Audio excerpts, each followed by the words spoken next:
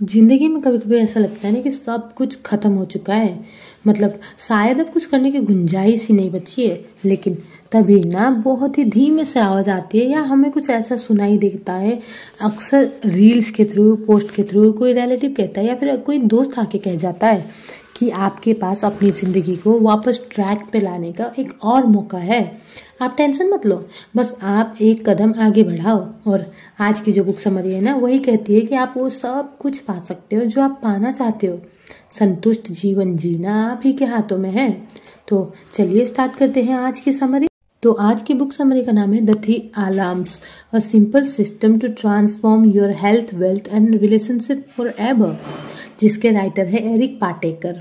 इस समरी की अगर बात की जाए तो कोविड-19 महामारी हम सभी पर काफ़ी भारी पड़ी थी। वो सचमुच में बहुत बुरा समय था। हम सभी की तरह उन्होंने भी उस दौरान खोया हुआ, कंफ्यूज्ड और फ्रस्ट्रेटेड महसूस किया था। इस जानलेवा वायरस के चलते एरिक को अपनी जॉब और रिलेशनशिप को बैलेंस करना मुश्किल हो रहा था। ये बात तो सच है कि ऐसे खराब वक्त में कोई ठीक से काम कैसे कर सकता है। मुश्किल वक्त में घबराना समझ आता है, लेकिन फ्लेक्सिबिलिटी सीखने, गिरकर उठने की ताकत सीखने का इससे अच्छा मौका हो ही नहीं सकता। जिंदगी में पॉज नाम का बटन ही नहीं है। ये आपके लिए काफी मुश्किलें लाएगा, कभी कभी एक साथ। इसलिए आपको तैयार रहना होगा। आपको ये जानना होगा कि आपकी जिंदगी के हर पहलू को कैसे बैलेंस किया जाए ताकि आप और मजबूत और सक्सेसफुल बनकर के उभर सके। सेटिस्फाइंग लाइफ यानी कि संतुष्ट जिंदगी जीने के लिए आपको इन 3 चीजों को प्रायोरिटाइज करना होगा: हेल्थ, वर्क और रिलेशनशिप। लेकिन सवाल यह है कि हम करेंगे कैसे। आप ऐसा 3 अलार्म्स को लगा के कर सकते हो जो आपकी जिंदगी बदल सकती है। इस समरी में सीखेंगे आपकी कोई भी समझौता के लिए हमको ऐसा कर पाना मुश्किल है। आप ये भी जानोगे कि आपको सिर्फ अपने फोन पे अलार्म लगाने की जरूरत है, इससे आप जो चाहे वो हासिल कर सकते हो। तो चलिए खुद को उम्मीद की एक नई किरण, खुद को वो कॉन्फिडेंस वापस दिलाने की इस जर्नी को स्टार्ट करते हैं। पहला चैप्टर है पीक परफॉर्मेंस ट्रैप। मान लीजिए कि आपके सामने बटन है और जैसे ही आप उसको दबाओगे आप तुरंत खुद के बेस्ट वर्जन बन जाओगे। तो क्या आप उसको दबाओगे? बेशक कोई भी समझदार इंसान ऐसा ही करेगा। दुनिया में हर कोई चाहता है कि वो दुनिया में अपना बेस्ट वर्जन बने।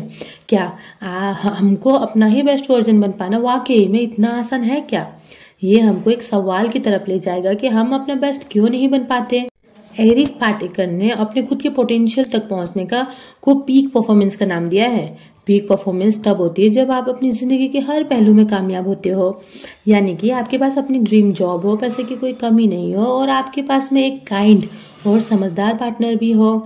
अब ये सब कुछ पाना तो किसी सपने की तरह लग रहा होगा, है ना? अगर आपके पास ये सब कुछ पहले से है तो मुबारक हो, लेकिन ऐसे 3 चीजें हैं जिसका आपको ध्यान रखना होगा और ये तीनों चीजें आपको अपने पीक परफॉर्मेंस को पाने से रोक सकती है। पहला है इंटेंशनलिटी की कमी, यानी कि इरादे की कमी होना। जब लोगों से पूछा जाता है कि उनको जिंदगी में क्या चाहिए तो उनका जवाब कभी पूरा ही नहीं होता है। वो सिर्फ इतना कहते हैं कि मैं सक्सेसफुल बनना चाहता हूँ। ये जवाब ठीक है, लेकिन पूरा ही नहीं है। जब तक आप इस अधूरेपन को पूरा नहीं करोगे तब तक ये आपको पीक परफॉर्मेंस तक पहुंचने ही नहीं देगा। तो इसे इवेल्युएट करने के लिए वक्त निकालो। आपका गोल क्या है? आपको बिल्कुल स्पेसिफिक होना जरूरत नहीं है। अब से 3 सालों के बाद में खुद को एक मैनेजर की पोजीशन पे सक्सेसफुल देखना इसका एक अच्छा एग्जाम्पल हो सकता है। दूसरा, एक परफेक्शनिज्म। आप कभी ना कभी पक्का कुछ ना कुछ गड़बड़ जरूर करोगे। 1-2 बार नहीं, कम से कम 100 बार। गलती करने में कोई भी बुराई नहीं है, लेकिन जरूरी यह है कि आप हर गलती से कुछ ना कुछ सीखो ताकि आप बेहतर बन सको। तीसरा है बहुत ज्यादा स्ट्रक्चर्ड का होना। जरूरी नहीं कि हर रोज कुछ ना कुछ बड़ा होगा। ऐसे भी दिन होंगे जब आप बोर महसूस करोगे या चीजें आपके हिसाब से ही नहीं होंगे। ये भी जिंदगी का एक हिस्सा है। आपको इसे ऐसे सोचना चाहिए कि ऐसे दिन में भी पीक परफॉर्मेंस को हासिल करने का एक मौका होता है। फर्क सिर्फ इस बात से पड़ता है कि आपने वो सभी काम किए जो आपको करने चाहिए। अब अगला चैप्टर है 3 determinants of a fulfil life. सबसे अमीर और सबसे सक्सेसफुल लोगों को आज इस बात पे प्राउड महसूस होगा कि आज जहां पे भी वो है ना, वहां पहुंचने के लिए उन्होंने कितनी मेहनत की और अपनी बॉडी की लिमिट को पुश भी किया होगा। इलॉन मस्क का एग्जाम्पल ले लो आप। वो स्पेस क्राफ्ट की कंपनी की तरह और कई कंपनी के फाउंडर, इन्वेस्टर और टाइकून हैं। एक इंटरव्यू में मस्क ने कहा था कि वो हफ्ते में पूरे 7 दिन और रोज 17 घंटे काम करते हैं। मस्क वो इकलौते इंसान भी नहीं है जो काम को आराम से ज्यादा प्रायोरिटी देते हैं। ऐसा स्टडीज से भी पता चला है कि जो लोग सिर्फ 6 घंटे तक की नींद लेते हैं ना, वो ठीक से भी काम नहीं कर पाते हैं। वो ऐसे लोगों की तरह काम करते हैं मानो जो कोई 2 दिन से सोया ही नहीं होगा, क्योंकि सक्सेस के लिए नींद की कमी और दूसरी बुरी आदतों को बढ़ावा देना भी बंद करना होगा हमको। सोचिए कि पीक परफॉर्मेंस पाने के बाद में आप हमेशा बीमार रहोगे तो क्या होगा, क्योंकि आपने कभी अपनी नींद ही पूरी नहीं की है। एक मीनिंगफुल और फुलफिलिंग लाइफ होने का मतलब ये होता है कि आप अपने लाइफ के हर पहलू में कामयाब होंगे।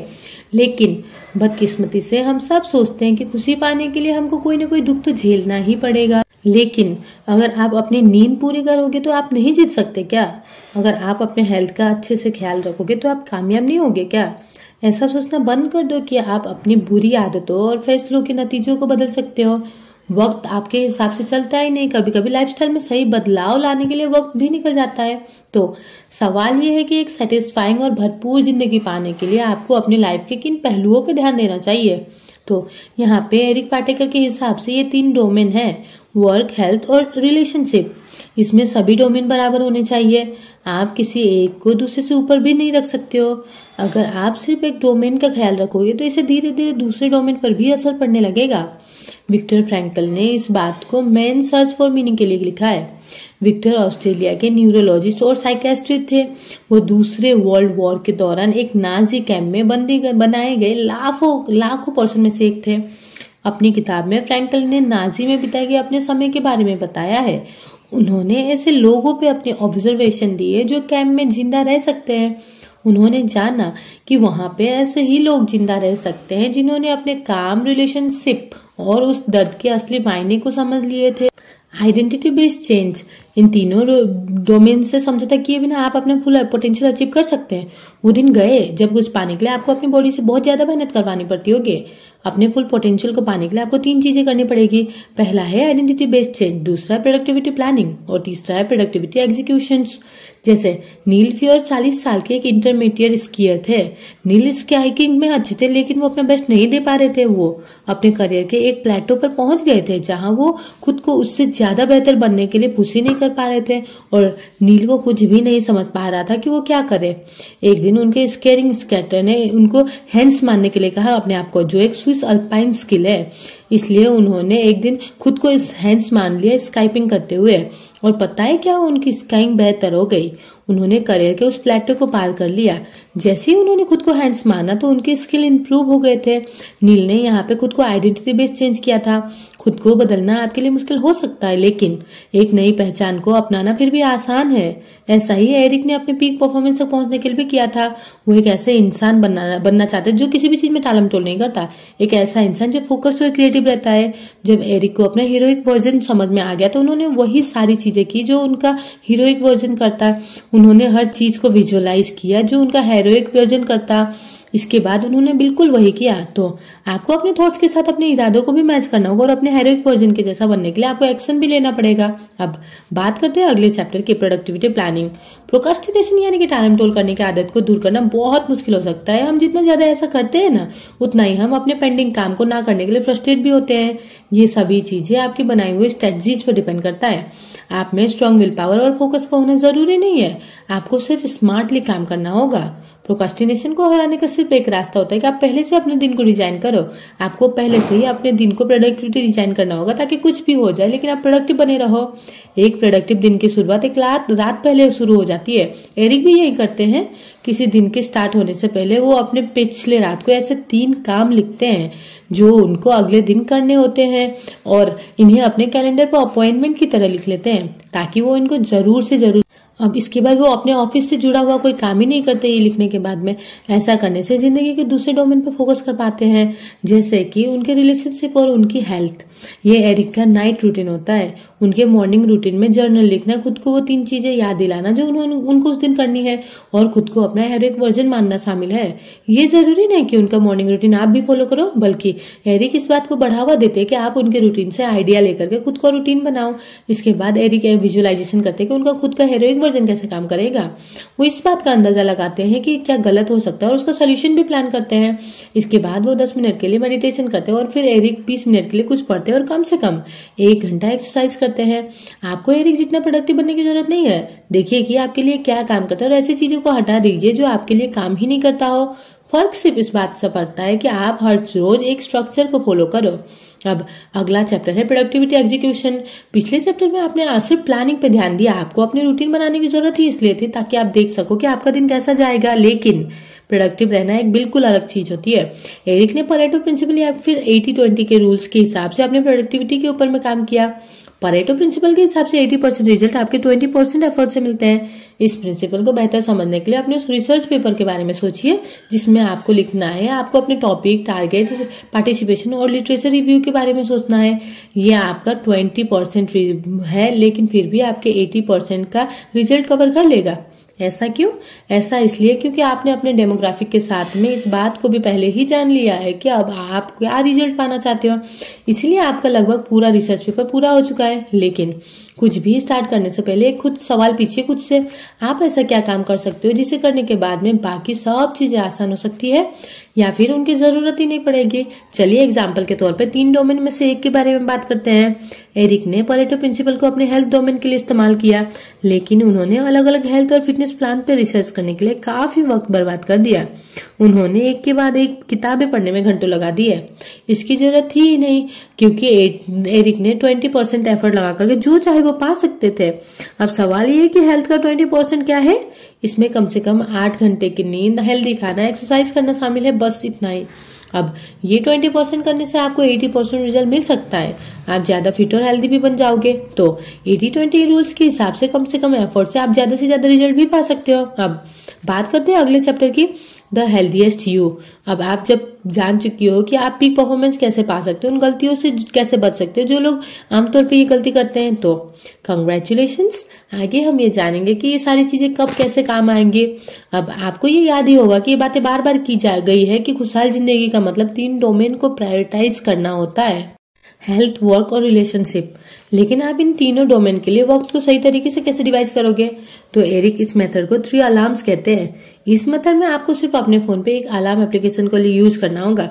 यह अलार्म आपको याद दिलाती है कि आप तीनों डोमेन में कितना अच्छा कर सकते हो। अलार्म लगा करके बस उस डोमेन का नाम लिखो जिसपे आपको फोकस करना हो। आप अलार्म का नाम अपने हेरोइक से भी रख सकते हो। एरिक अपने अलार्म्स के लिए यही करते हैं। सुबह 6:30 बजे उनका हेरोइक टाइटल या फिर नाम होता है वर्ल्ड फिटनेस चैंपियन। सुबह 9 बजे उनका ये नाम होता है वर्ल्ड का बेस्ट कोच। शाम के 6:30 बजे ये वर्ल्ड का बेस्ट हस्बैंड और डैड बन जाता है। ये अलार्म उनके 3 डोमेन को दिखाता है, हेल्थ, वर्क और रिलेशनशिप। याद रखिए कि आपकी इन सभी हीरोइक वर्जन आपके वैल्यूज और प्रिंसिपल्स के साथ आने चाहिए। आप अपने अलार्म का नाम एरिक जैसे टाइटल्स के हिसाब से भी रख सकते हैं या फिर खुद से कोई भी नाम बना दो।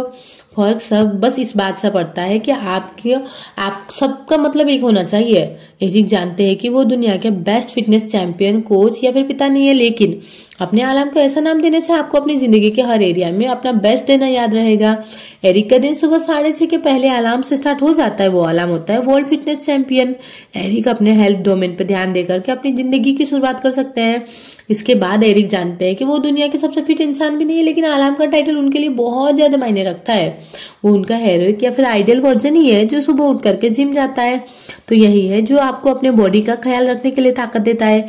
एरिक को इन सभी वैल्यूज को भी अप्लाई करना होता है जिससे एक वर्ल्ड फिटनेस चैंपियन बनता है। वो आसानी से हार भी नहीं मानता है और अपनी एक्सरसाइज में चैलेंजेस ढूंढते ही रहता है। लेकिन एरिक वर्ल्ड फिटनेस चैंपियन बनने वाले माइंडसेट में खुद को कैसे लाते हैं? तो यहाँ पे जवाब ये है कि उनके हर कदम से एक इरादा जुड़ा हुआ होता है। मान लीजिए कि उनको थकावट महसूस हुई, लेकिन ट्रेडमिल पे अभी 15 मिनट दौड़ना होगा। तो एरिक यहाँ पे ये सोचते हैं कि वर्ल्ड फिटनेस चैंपियन आखिरी 15 मिनट में कितनी कोशिश करेगा। उनको दर्द महसूस होगा, लेकिन उनको ऐसा भी महसूस होगा कि उन्होंने कुछ बड़ा हासिल किया है। स्पोर्ट्स चैनल पे एरिक कभी कभी अपने एक्शन पे कमेंट भी करते हैं, जैसे कि देखिए एरिक क्या कर रहा है। उनके चेहरे से ये साफ पता चल रहा है कि वो थक गए हैं, लेकिन देखिए तो वो अभी भी डटे हुए हैं। एरिक की एक्सरसाइज करना वो 20% एफर्ट होता है जो उनको 80% रिजल्ट पाने के लिए करना ही होगा। एक्सरसाइज करने से उनको एक डाइट फॉलो करने, जंक फूड को खाने से हेल्प मिलती है। ये साइकोलॉजिस्ट रोलो ने बताया था कि जब भी एरिक को अपने वर्ल्ड फिटनेस चैंपियन होने पे शक होता है तो कुछ देर के लिए वो रुक जाते हैं, यानी कि पॉज ले लेते हैं। जैसे उनको रात को अचानक आइसक्रीम खाने का बहुत मन करता है, तब एरिक अपने वर्ल्ड फिटनेस चैंपियन को बनने को याद करते हैं। उनका ये हेरोइक वर्जन क्या कर सकता है? सिर्फ कुछ देर रुकने के बाद में आपको रुकने का सोचने का समय मिल पाएगा और आपको अनहेल्दी खाना नहीं खाओगे। तो इस चैप्टर में हमने जाना कि अपनी हेल्थ पे हमको किस तरीके से काम करना है। अब नेक्स्ट चैप्टर है द वेल्थिएस्ट यू। सुबह 9 बजे एरिक का दूसरा हीरोइक वर्जन चमकता है। वर्ल्ड का बेस्ट कोच का अलार्म सुबह 9 बजे होता है। पक्के इरादे और इंस्पायरिंग भरोसे और भरोसेमंद होने की खूबियों के साथ में बतौर एक एग्जीक्यूटिव कोच एरिक अपना जॉब में बेस्ट देते हैं। एरिक रोज अलग अलग क्लाइंट से बात करते हैं। वो प्रेजेंटेशन बनाते हैं, लिखते हैं और कुछ सोचने के लिए अपने दिमाग के घोड़े भी दौड़ाते हैं। वर्ल्ड का बेस्ट कोच जीतों से आगे निकलने के लिए हर मुमकिन कोशिश करते हैं। वर्ल्ड फिटनेस चैंपियन की तरह यहाँ पे भी ऐसा वक्त आता है जब एरिक को अपना बेस्ट देने का मन ही नहीं करता है। अब जॉब तो जॉब है, ये बोरिंग भी थकाने वाली भी हो सकती है, लेकिन एक वर्ल्ड के बेस्ट कोच से बात करते हैं और उनको पूछते हैं कि ऐसे समय में लोग क्या करते हैं। बेशक वर्ल्ड के बेस्ट कोच कहेंगे कि आगे चलते रहना और अपना काम पूरा करना ही एक लौता तरीका हो सकता है जिससे आप अपना बेस्ट दे सकते हो। इसीलिए एरिक को वही करता है जो उनको कहा जा सकता है। हर दिन परफेक्ट नहीं होगा, आपको हर दिन ऐसा मन भी कर सकता है कि ये काम कल कर लेती हूँ। कभी कभी जबरदस्ती काम करने से ज्यादा समझदारी इसी में होती है ताकि आप आराम कर सको, लेकिन अक्सर आपके लिए अच्छा ये होगा कि आप इस थकावट से बाहर निकलने की कोशिश करो। खुद के हेरोइक वर्जन को परफॉर्म करने के लिए डिसिप्लिन रहना होगा, लेकिन आप जितना कोशिश करोगे आपके लिए उतना ही आप आसान होता जाएगा। जिस जीत का आप इंतजार कर रहे होगे वो भी आप बार बार मिलेगी। एरिक ने और एक बात पे ध्यान दिया कि जितना ज्यादा वो वर्ल्ड के बेस्ट कोच बनने के करीब जा रहे हैं, अब उनका मन उतना ही कम टालमटोल करने लगा है। अगर आप खुद के हेरोइक वर्जन को चुनेंगे तो आप इस प्रोडक्टिव मोमेंट तक पहुंच सकते हो। इसे देखने का और एक नजरिया है, जब आप रोज अपना बेस्ट देते हो तो एक प्रॉफिटेबल फ्यूचर के लिए एक डिपॉजिट की तरह बन जाता है। एरिक सिर्फ काम करने पर फोकस नहीं करते, वो एक बेस्ट एग्जीक्यूटिव कोच बनने पे भी फोकस करते हैं। उन्होंने सीईओ से बात की, उनसे पूछा कि उनको कामयाबी कैसे मिले। एक बेहतर लीडर और परफॉर्मर बनने के लिए वो खुद को नई नई चीजें सिखाते हैं। एरिक अपनी टीम में से फीडबैक भी लेते ताकि वो खुद को बेहतर बना सके। अपना बेस्ट बनने का रास्ता आसान है ही नहीं, लेकिन अपना बेस्ट देने के लिए पूरी कोशिश करने के लिए आप इसको हिम्मती बना सकते हो। तो वेल्थ कैसे क्रिएट करनी है, यहाँ तक जानने के बाद में अब लास्ट चैप्टर है द मोस्ट लविंग यू। शाम को 6:30 बजे और एक अलार्म बजता है और ये डैड का अलार्म है। अगर एरिक से पूछा जाए कि क्या कौन सा मायने रखता है तो एरिक बोलेंगे यही वाला उनको सबसे ज्यादा मायने रखता है। अब एरिक इतने बिजी रहते थे कि 2 साल पहले उनकी वाइफ ने उनको छोड़ने का फैसला लिया था और उनको लगता था कि वो उनकी जिंदगी में कभी थी ही नहीं। एरिक अपने पिता होने की जिम्मेदारी भी नहीं निभा रहे थे। एरिक जानते थे कि वो अपने फैमिली की तरफ बिल्कुल भी ध्यान नहीं दे रहे हैं। जब उनकी वाइफ उनसे मदद मांगती तो एरिक कहते थे कि वो इस वीकेंड पे काम करेंगे। जब उनके बच्चे उनको साथ में खेलने के लिए कहते हैं ना, तो वो कहते कि उनको काम करना है। 3 अलार्म की सोच ने एरिक को अपनी रिलेशनशिप में काफी मदद की। सभी अच्छी चीजों की तरह उनको अपने फैमिली को रिलेशनशिप को मजबूत बनाने के लिए भी टाइम लगा, लेकिन ये एक ऐसा काम था जो एरिक ने पूरी शिद्दत से किया। एरिक अपने वाइफ को बताते रहते थे कि वो उनको कितना प्यार करते हैं। ये बात वो बोल के कहते थे, लेकिन वो कभी कभी अपने एक्शन की मदद से उनको दिखाते भी थे। वो उनको कॉफी बनाते थे, उनको डेट पे ले जाते थे, बच्चों के साथ गेम्स खेलने के लिए रेडी रहते थे। वो उनके साथ में किताबें पढ़ते और मूवीज भी देखते। कभी कभी एरिक को अच्छा पिता हस्बैंड बनने के लिए मुश्किल होती थी, जैसे कि अपनी वाइफ से उनकी लड़ाई या बहस हो जाती थी। एरिक अपने हीरोइक वर्जन या फिर वर्ल्ड का बेस्ट हस्बैंड और डैड की बात सुनते थे। तब वो उस वक्त क्या करता अगर ऐसा सिचुएशन होता? एरिक पॉज लेते थे, क्योंकि वो अपने दुनिया के बेस्ट हस्बैंड और डैड से सलाह ले रहे होते थे। तो जब हम गुस्से में होते हैं ना, तो हम खुद पे काबू ही नहीं रख पाते, हमको ऐसा कर देते हैं, कह देते हैं, जिसके लिए हमको बाद में पछतावा होता होगा। ये पॉज आपके दिमाग को शांत करने में हेल्प करेगा। लेकिन आपको ये कब पता चलेगा कि आपको खुद को हेरोइक वर्जन बन चुके हो आप? ये 5 स्टेज में होता है। पहली स्टेज होती है सिंपल अवेयरनेस। इसमें आप सोच समझ के अपना बेस्ट सेल्फ बनने की कोशिश करते हैं। एरिक ने आपको ये दिखाया है कि वो अपने हेल्थ और वर्क रिलेशनशिप को रोज प्रायोरिटी देते हैं। दूसरी स्टेज है कभी कभी गलती करना। एक बार फिर पढ़े कि गलती करना आपका बेस्ट सेल्फ बनने का एक हिस्सा है, लेकिन खुद से ये भी पूछे कि इस सिचुएशन में मेरा बेस्ट सेल्फ क्या कर सकता है। तीसरी स्टेज है पॉज लेना। आप कुछ समय के लिए पॉज ले सकते हो ताकि हर सिचुएशन में आप सही एक्शन या डिसीजन ले सको। चौथे स्टेज में आप पॉज के मास्टर बन जाओगे। 5वें स्टेज को एरिक निर्वाण का मोमेंटम कहते हैं। ये तब होता है जब आप किसी एक डोमेन में मुश्किल के सामने करते हो और इसको आपको पुराना सेल्फ को सबसे नेगेटिव तरीके से रिएक्ट करेगा, लेकिन आप अब तक सबसे खुद का बेस्ट वर्जन बन चुके हो, इसलिए आप हेल्दी तरीके से रिप्लाई देते हो। आपको पॉज लेने की भी जरूरत नहीं पड़ती और सबको इजीली नेचुरली आने लगता है आपको सोल्यूशंस।